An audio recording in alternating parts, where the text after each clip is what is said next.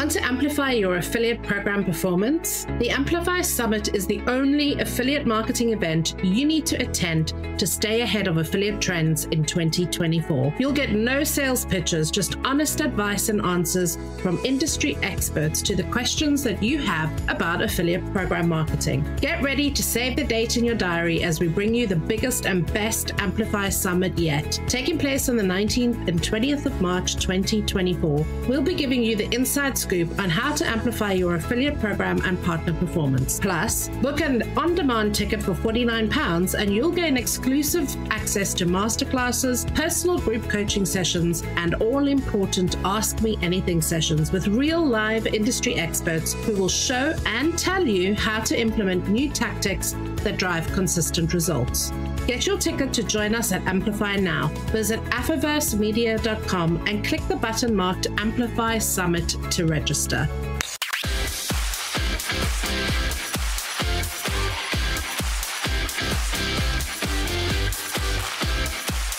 You're listening to the Affiliate Marketing Podcast, brought to you by afiversemedia.com. The chapter and verse of everything you need to know about running a successful affiliate program for your business. This is a podcast for digital and affiliate marketers, publishers, networks, agencies, and MarTech providers who operate, support, or manage affiliate marketing programs around the globe. If you want to launch, scale, and grow a successful affiliate marketing program, you're in the right place. In this podcast, you'll learn how affiliate and partner marketing is constantly changing, and tune in to industry experts who are getting behind our mic to share tactical insights and practical knowledge to help your affiliate program grow. Here you'll discover what's new and trending in affiliate and performance marketing, how to run your affiliate program successfully, and gain industry insights from experts and practitioners from around the globe. The truth is, you simply won't find this information anywhere else.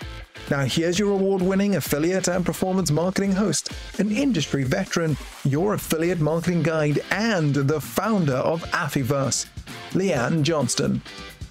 Welcome to this week's Affiliate Marketing Podcast with me, your host, Leanne Johnston. And today I'm super excited because I've actually got the author of Digital Marketing Strategy, which is a book that I have read, Simon Kingsnorth, joining me on the podcast. And he's also the founder of SK's Strategic Marketing Agency. Simon, I'm thrilled to have you here because I know that this conversation is going to be super interesting. So thank you so much for joining me. Absolute pleasure, Leanne. It's been obviously nice knowing you for as long as we have known each other now, which isn't that long, but it's enough to have some really good conversations about marketing. So yeah, pleasure to be here. Thank you so much. Now, before we get into the book, because I have, as I said, read it and I thought it was brilliant, and that's why I invited you onto the podcast, can you tell our listeners a little bit about your backstory and what actually led you to writing this book? Yeah, absolutely. I've been in marketing for about 25 years now, which is a bit scary, but that long enough grey hairs to tell a few stories. Yeah, in my time, I've worked for a lot of business. I've been a bit of a journeyman marketer, so I've worked for lots of different companies in different industries, with companies like Vodafone and Citibank and Lloyds TSB and Admiral Group, and lots in financial services, but also in telecoms. But as well as the sort of big names, I've worked for a lot of startups and SMEs and a bit of consulting over here and contracting over there. So did that for a long time. And that was after studying marketing at university back in the 90s. And I guess what I found was one of the reasons I wanted to work in lots of different businesses was to understand, and this was really my goal, to understand what works in marketing and what doesn't work in marketing. Not just what works for this company in this industry over here, but what generally, if I look across all these different scenarios, what commonly works and what commonly doesn't work. And fortunate enough to have worked in some great companies and some really interesting startups, some of which went very well, some of which failed, which again is great learning, right? So there's lots of things I've been lucky to dip my toes into, and in pretty much all of the fields of marketing during that time as well, directly at the bottom, doing it all myself and managing large teams that have done it as well. So I've been very fortunate in that respect. And I suppose about 15, 20 years in, I felt I had a pretty good grip on what I saw commonly working and not working. And looking around me, I saw three different groups of people at the time. This was about 2015 or so in marketing that were having different challenges. So you had a group that had been in marketing for 20 years, but just the digital thing was pretty new to them still. Things like social media just didn't really have a good grip on it. Web design, a lot of the technical stuff that was coming through, they were very much the sort of old school marketer, which is absolutely valid and you've got a huge amount of experience, but just didn't really get the whole digital thing. And then you had the younger audience who'd grown up with digital and were coming into marketing. So they got it entirely, no questions at all, but didn't yet have any strategy experience or any knowledge of what works or at the early stage of their careers. And then you had quite a few people who were coming into marketing from technology as well. So people who'd learned programming, but then were going into developing websites, but didn't understand the UX or design side of it yet,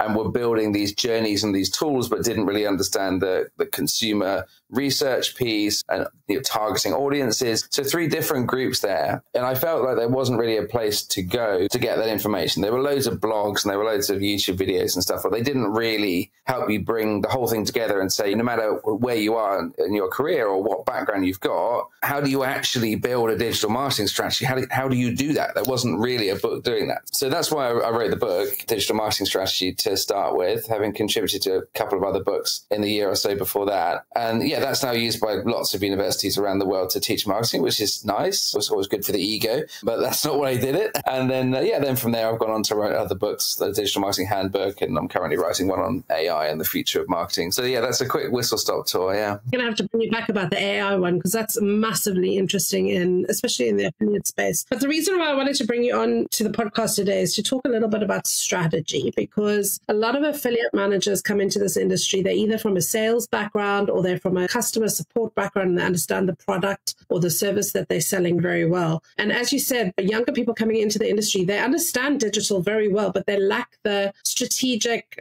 theoretical background, which all of us had to learn on the job. And that's why we're in the management phase now. But there isn't anywhere to go. And digital as a degree, or even at degree level, they don't delve very deep into all the different channels within digital. So what ends up happening is affiliate managers have to learn the strategy on the job while they're doing the doing. So I read this book because I thought it was really good at breaking down strategy and thought processes and thinking about how you position your affiliate program or your business in a way that made sense and was in bite-sized chunks. Because the other thing is that you have a problem sometimes in marketing where very experienced marketers, they're very difficult to understand because they're so far advanced and they know what they know. So what I wanted to talk about is strategy with you, because this is really like your area of expertise. And we use that word in marketing quite a lot, but I think a lot of people don't really understand it. So can you explain what strategy is and what it means and how you should approach it to create a solid marketing plan? Break it down into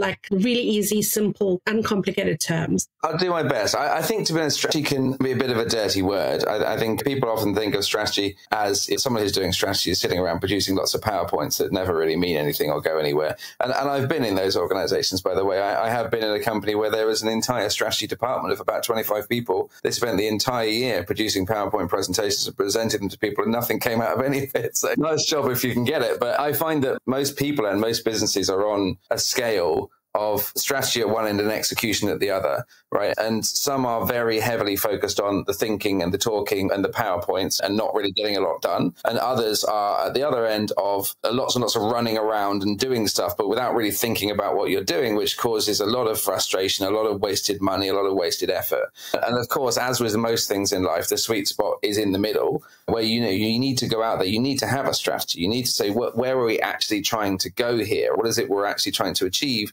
And how is that different to the other people out there that are doing the same thing? Because I guarantee you there'll be other people doing the same thing. In fact, I was talking to a member of my team yesterday who went to Web Summit in Portugal a couple of weeks ago, and she said there was a business there that was talking about how they were changing the world with AI, and there's a very specific proposition around what they were doing with AI. And the next 4 booths were also saying they were unique and changing the world with AI. So all of them thought they were doing something completely unique and wonderful, and they hadn't actually stopped to look at the market and say, actually, we're not unique, right? So we need to find a position that makes us different. There will be other people in the market doing that. And you need to say, so what are we authentically doing? What are we doing to change the world? What's our goal over the next 5-10 years? What's our vision? And how is that different? And how are we going to specifically deliver on that? So taking it from that, this is where we want to be, actually moving it along that line and this is how we're actually going to deliver it. So it's ultimately what you end up delivering is feeding into your strategy rather than just running around doing a load of stuff.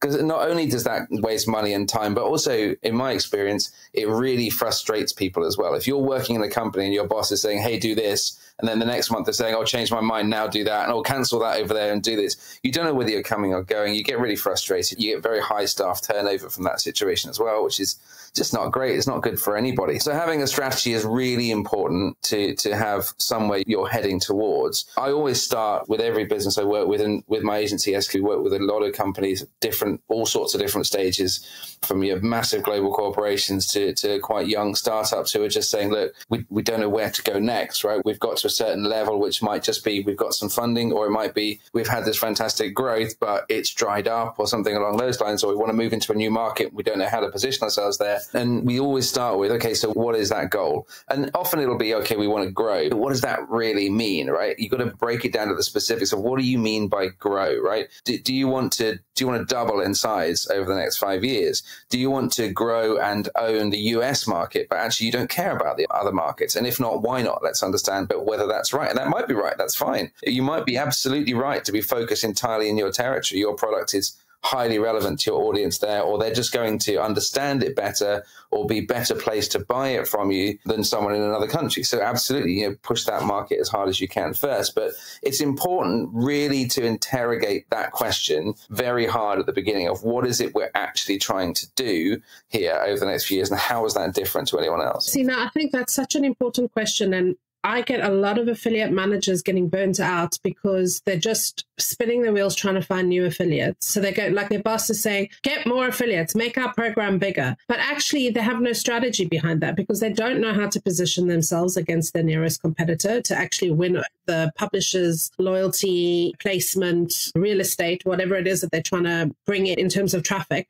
And they also don't know how to focus their time. So what ends up happening is they just start piling more and more work on themselves to keep doing more outreach, keep finding more affiliates, keep finding more traffic sources. And they're not actually looking at the strategy of whether any of that matches what their company is actually asking them to. Yeah, exactly. Because you just get pushed into a panic, right? Of, oh, I've got to do more stuff. That's going to move the needle. So strategy is like the beginning point, the epicenter of everything that you're going to be doing in your affiliate program. And if you don't know what that is, and you haven't asked yourself the questions that Simon has just laid out for you, then you're really just spinning your wheels doing nothing of value, because you're just going to get burnt out, you're going to get tired, you're going to get disappointed, and you're not going to be delivering to the end goal. Affiliate is actually covered in your book as well, in the third edition of this book, which is awesome, which is also why I read it, because I wanted to snoop in and see what you thought about affiliate marketing. And it's a part of your overall digital strategy. And in your opinion right now, should brands be spending more in this channel? And if so, why do you think that? Yeah, so I do think that. And affiliate for me, alongside email, is a channel that doesn't get enough attention. Yeah, I've had so much phenomenal success, absolute game-changing success with affiliate marketing in my career. And when you're out there talking about marketing, if you're standing on stage talking about marketing, or you're reading books about marketing, or you're following YouTube or Instagram or whatever, and all the updates on marketing, it's always about SEO, or it's about Instagram marketing, or it's about AI, or something that's like really sexy and cool. No one talks about affiliate marketing, right? And not many people talk about it, except you, Leanne. Absolutely. So it doesn't get enough attention. And that's because it's not as glamorous and exciting, right? You can't go out and record videos on a beach, and it's not that. You can, I suppose, but there's ways to do that. But it's not quite as sexy as some of the other channels. And I think that's a mistake that marketers can fall into, is looking for the fun, cool things because they're a bit more creative and interesting. And we absolutely should be, and I'm sure everyone listening knows this, but we absolutely need to be data and performance focused. So when we look at our strategy and we're saying, what is it we want to achieve? We want to achieve growth. What does that mean? Does that really mean running around getting more affiliates in the door? Probably not, right? Yeah, there might be a bit of that, but if we're really strategic about it, what it probably means is going out there and finding the bigger affiliates or the networks or the really niche players in our field and building super strong relationships with them so we can sweat them as hard as we can. And then we'll always be top of mind for that affiliate. We'll always be able to, you can tap into their email addresses, their social media, whatever, if they're listing companies on their blog. For me, strategically, I've always found a lot more value in building really strong human relationships with the right people in the right niche, rather than scattergunning, just trying to bring in thousands of affiliates that may or may not be high performance and may or may not be a good brand fit. And who knows, it can be incredibly difficult and time consuming before you even get into the reporting on thousands of affiliates. Yeah. So in your professional opinion, affiliate is the place to be this year? Yeah, I really do think it is. And I think it's only going to improve. And I think also it depends how you define affiliate, right? Because I think a lot of people think of influencers as social media. I would put influencers as closer to affiliate marketing than social media, really. You're building a relationship with someone who has a dedicated audience that's going to send leads over to you for some kind of set price. So the vast majority of that really is affiliate marketing. So I think with that is only going to continue to grow. AI will continue to further improve the channel. As we know, without waffling too much, Leanne, I think one of the things we all know is a headache in affiliate marketing is the data and the reporting and the accuracy, and that everything is correct and everyone agrees and has a nice happy time rather than fighting over numbers. And that can be a headache. And I think as AI is continuing to come more heavily into the mainstream, that is going to take some big headaches away with areas like the reporting and the consolidation of the data and everything, and even the targeting and sourcing new affiliates as well. So that, I think, is going to make the channel, which historically has stayed a bit more manual than many other channels have, is going to become, I think, far more automated than it has been. I think that only opens the door to it being more effective, because you don't need to hire a bunch more affiliate marketers in your team, but everyone in your team can work much harder and spend their time on the things that matter, which is building those relationships and finding the right affiliates, rather than let me check this number against that number over there, or that doesn't quite match, let me send this email off to make sure we get that. That's a headache, right? So I think that is a game changer, and that for me is one reason affiliate marketing is a really important place to focus over the next few years. Now, there was a very interesting graph in your book actually talking about different channels, and I think it was on page 37. So if you guys buy the book, just go check out page 37. It was showing how content strategy should feed into each digital channel that you are working in order to increase customer conversion. Now, you've hit on the topic of AI.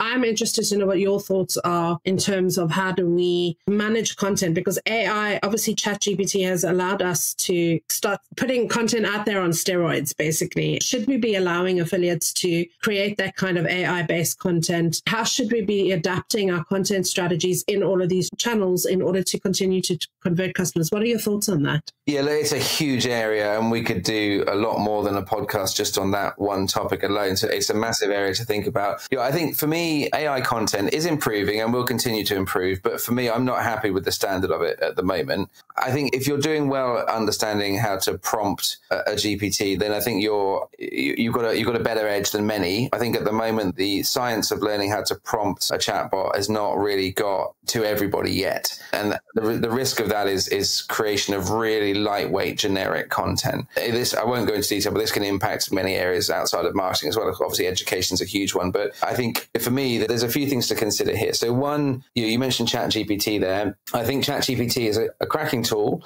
It's great for helping you get into the detailed questions, helping you discover things or remind yourself of things you may have not quite considered in the work you're doing as you're thinking through the strategy for an area. If we're looking to launch an affiliate marketing program in the USA for this specific niche, what might I consider? Who might I go to? What are the best affiliate marketing programs out there? What can I learn from this? Who's written about this? And you can get great research and sort of strategic points together that can help shape what it is you want to do. So it can be really powerful for that. I don't use it for writing content personally. And we have a fairly big copywriting arm in my business where we produce a lot of content for our clients, and we don't use AI for that at all at the moment. That's not entirely true. We use it we're using an AI tool for checking the SEO quality of the content so we can make some optimizations to it at the end. But we don't use it for the planning or the writing of content, because there is a huge stream of content that's coming out that is very generic and lightweight that I'm seeing.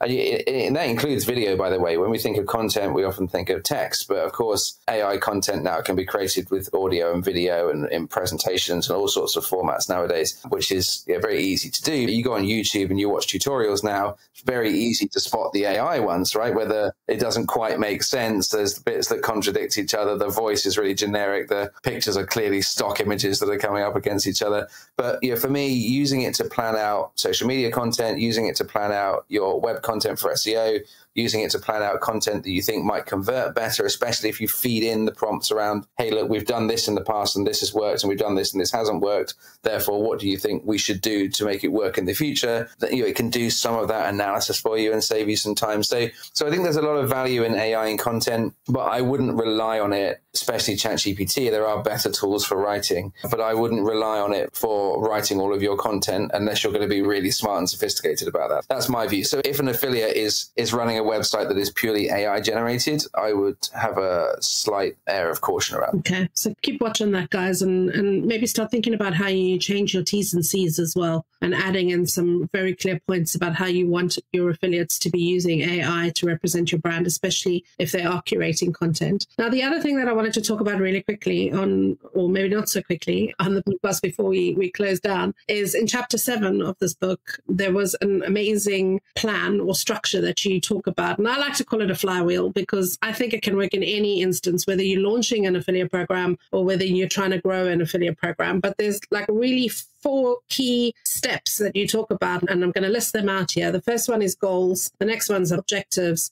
The next one's strategy, and the next one's action. So it's almost like a flywheel. If you follow those 4 steps all the time, you'll come up with processes that will help you to actually leverage and grow your digital marketing strategy, which is what the book is about. Can you talk us through what happens in each step very briefly, and then give us some real world situations where you've used this flywheel to plan and grow a business revenue? So the methodology applies really to any situation, whether you're constructing an entire marketing strategy or even a level above that, your entire business strategy for your company, right down to if I'm just running the affiliate marketing program for the UK in a global business. If you're just doing something at a smaller level, the methodology applies and helps you just get from what are my goals to what am I actually going to do. I mentioned earlier the strategy to the execution sort of line. It's effectively what this does is it takes you from that strategy end step by step through to the execution. So as I know that what I'm doing is feeding back up to that at the top. So if we look at those 4 steps, goals is ultimately what we mentioned earlier. What is it you're actually trying to do? What's the vision for the business? Or if in your specific role, what are my goals in this role? I need to deliver 1,000 more sales through the affiliate channel by the end of this quarter, or whatever it is. And I'm sure we don't need to talk too much about this, but SMART objectives, I'm sure you guys are aware of those. If you're not, go and look them up. That's a great way to start, but let's not get into that too much detail. So make sure your goals are not just let's grow, but as we said earlier, what specifically are you trying to do? So you've got something you can actually measure and understand at this point, I should have achieved this. Have I hit it or have I missed it? So that's important to start with those goals. And those could be something, as I say, it could be get ourselves to 10% market share in America, which would be a very top level goal, of course. Or as I say, it could be get 1,000 affiliate sales in. At this level, I wouldn't set something like build relationships with 10 new affiliates. That's not a goal, right? Because if you build relationships with 10 new affiliates and they're all terrible relationships and they don't deliver any sales, that's not going to get you your goal, right? So you don't want more affiliates, really. Realistically, that's not your goal is to grow the business. And as part of the growing the business, your role may well be making more sales from the affiliate channel. It doesn't matter if you make those sales all from one affiliate or from 1,000 affiliates most of the time. Your goal at the top is not that specific, but it should be, I'm trying to achieve this specific thing. Add one more thing in there, because I think this is one that everybody forgets. I'm going to advertise and promote my affiliate program. Thank you. Yeah. How many times I go onto a website and go, oh, these people, have they got an affiliate program or not? I can't even find the link. How are affiliates supposed to find you? That's something I always talk about as passive growth, right? If you're there sweating hard to try and grow the affiliate program, okay, that's going to be really hard work for you and you'll put an awful lot of time and effort into that. But if you can grow it by an extra 10, 20% by just putting some information on your website, why wouldn't you do that? Just take the headache off. If you're making a lot of noise in the market through your role about the affiliate program, people are going to hear about it and then they're going to come and look for it without speaking to you. If they can't find it, it's a wasted opportunity. So that is absolutely one of those. So once you get down to the action level, right down at the bottom, that for me is going to be one of the specific tasks you do. Make sure that we've got that information about our affiliate program and how you join it and how it works in details. And those T's and C's you mentioned earlier, make sure they're there. And people can easily find out what they need and easily get in touch. And they're obviously encouraged to do so. So absolutely going through that. How do we find more affiliates? How do we passively get more affiliates? How do we grow the affiliates we've got? All of that would be at a sort of objective level of the different things you'd want to do. So then once you get down to the strategies, so it's going to be, well, in order to source new affiliates, I'm going to go and speak to these affiliates over here and I'm going to find out about their network and research that. I'm going to do some research over here online. I'm going to go into the affiliate networks and I'm going to do an awful lot of research within that to see who's there and who's not there. And can I pull any of those out of the networks as well, potentially? There's always that game to play as well. And to have a look at my competitors and see who they're working with. So at this level, you're saying, what am I specifically looking at? And then when you get down to the actions, as you say, Leanne, that's what am I actually physically going to do? So I'm going to put this information on our website. I'm going to email these people over here. I'm going to join this affiliate network. So those are specific actually tasks I'm going to do today, tasks I'm going to do next week. So if you follow that through from the high level goals of I want 1,000 sales through to here are 3 or 4 sort of buckets that I can get those sales from, through to specific activities I'm going to do within those buckets to feed up to fulfill those, to the actions I'm going to do day to day. Those are the 4 levels you follow, which means that if you're just focused then on those actions at the bottom, that when you get to the end of the quarter, by going back up that ladder, you're going to hit that goal at the top.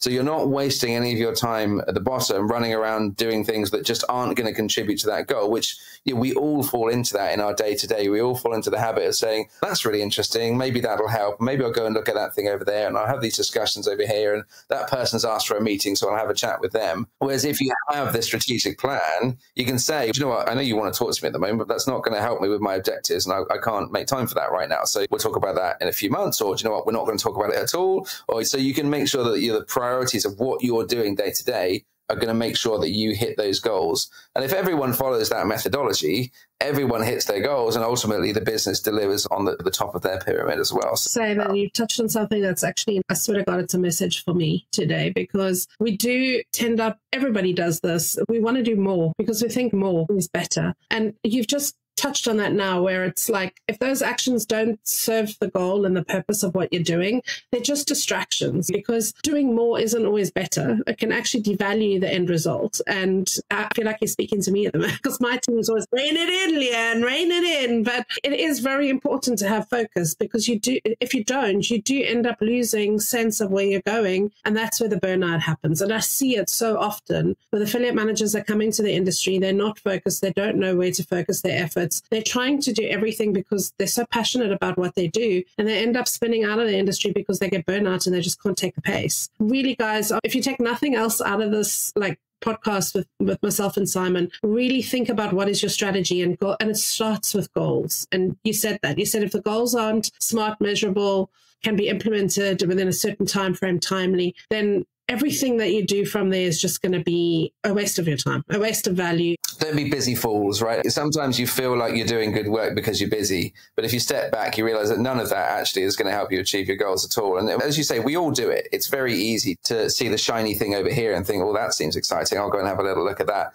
I'll go and play with that and mess around with that. And actually, you get 2 weeks later and you think, whoops, I should have spent that time on something actually far more valuable. So you're having this structure, and being focused and prioritizing around this structure will help you make sure that you're achieving those goals you need to be focused on. So yeah, don't be afraid to say no. Really focus, really be smart in the way you work. And as I say, don't be busy fools. And hopefully this methodology helps. And hopefully the book also, and I have another book out there, the handbook as well, which is a bit more of a practical guide. But the strategy book is very focused on these sort of methodologies that can help you deliver more effective marketing across whatever you're delivering. I'm a big believer in learn the frameworks and then get the handbook to help you actually implement the framework. So that's why that's one of the reasons why I wanted to get you on the podcast to actually talk about the book, because it's great to learn the theory behind why you're doing things, but then to practically apply them, you need to sometimes get a little bit of help with that.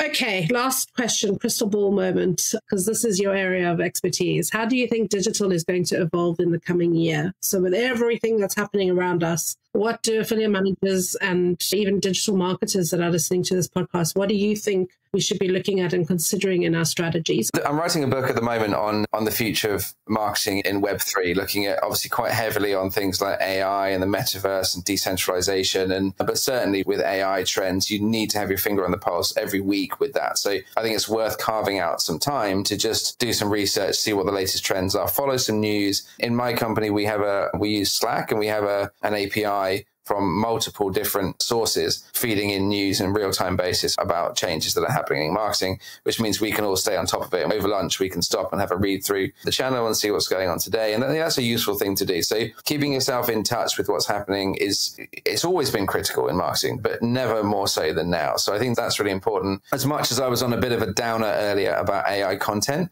I do think it's important for, again, marketers to toy with that. I don't go over the top with it. Don't just start churning out thousands of blogs through AI. I would warn against that. But have a look at the tools that are around. Don't just go to ChatGPT. Have a look at there are dedicated tools for creating really nice videos, really nice presentations, even assessing how good your presentation is. If you're going to go on stage and give a presentation, there's tools that will film you and tell you whether you're any good or not. It's up to you with your confidence levels whether you want that or not. But there's a lot out there that's specifically solving problems, and there are more being developed day to day as it's a hugely investable area. So I think it's important to stay finger on the pulse with what's happening there and to use it and use it for planning. And yeah, there are even strategy tools out there for AI that will help you think through your strategy as well, specifically dedicated to that. So use those tools. I think the targeting piece is critical. This sort of relates to AI in that data has, again, always been important in marketing. But now that more businesses are using AI more heavily to look at the data and understand what's working, what's not working, where they should be targeting, you are going to get left behind if you're not smart around the targeting of your business and your work. So look at the niches you're focused on and continuously assess that through your advertising, through your affiliate network, through your keyword strategy for SEO, through your social media content, your hashtags, and there's thousands of different other ways. Have a look at that and think about, are you really giving unique value to a specific niche? And if not, what are you going to do to change that? And if you don't know, how are you going to understand that? And again, as I say, AI can be useful in that. Whilst there's a lot of focus on other areas like privacy, and there's some cracking moves in the areas of advertising at the moment as well,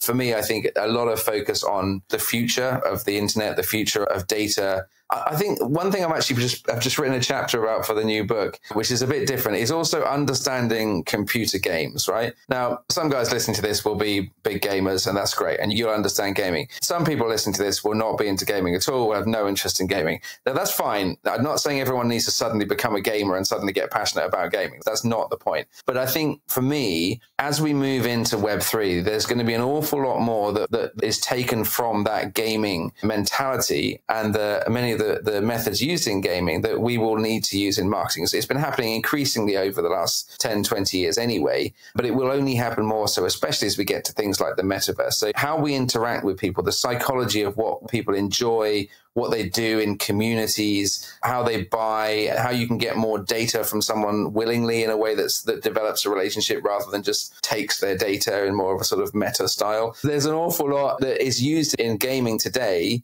that is hugely applicable to marketing and has massive benefits with gamification and beyond that as communities become more and more important. So I think I am recommending to all marketers at the moment to go and understand games. Go and have a little look at things like Roblox and Minecraft and Fortnite. There's a load of these different things. Look at the environment. So it's important for all marketers, no matter your age, no matter your interests, to understand this. Don't consider it, oh, I have to do gaming. Consider it, this is part of a professional research project, and you need to understand the psychology of that and how that works, and think about how you can apply that to what you're doing in your business. I think that's probably the biggest message I've got out there at the moment. So if you get caught playing games at lunchtime at your desk, tell your boss you're doing research.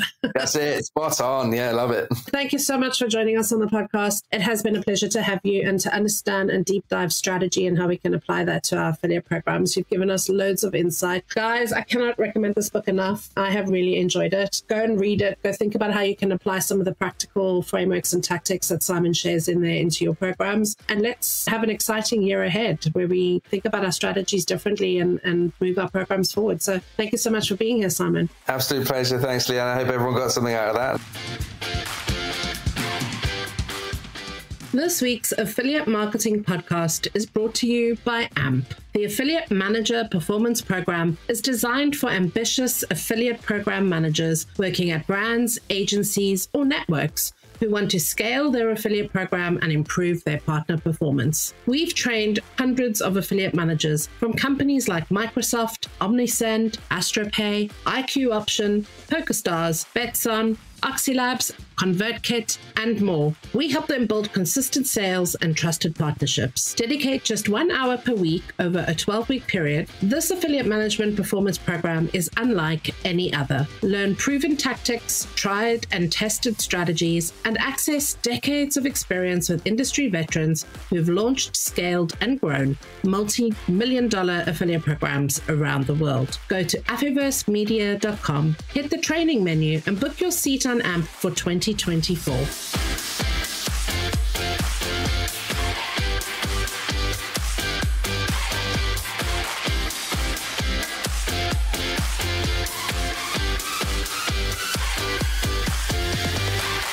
That's a wrap for this week's Affiliate Marketing Podcast. If you're loving what we're putting down, why not head over to Apple iTunes and give us a 5-star review? Make sure to subscribe to our podcast and our YouTube channel so you never miss another insightful episode or one of our free webinars ever again.